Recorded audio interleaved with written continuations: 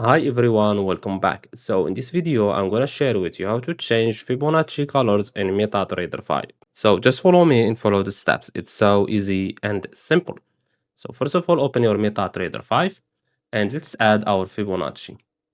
So for example, I want to add it from here to here, like this. Now to change the color, right click in your Fibonacci, click on Properties, then go to Levels. We have here yellow. Choose the color you want. Now, let's say I want to choose white. Click on white and click on OK.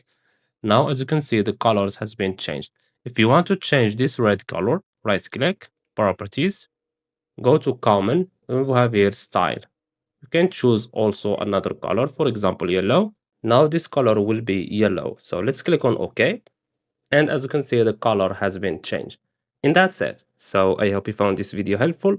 Don't forget to give us a like and subscribe. Thanks for watching and see you in the next one.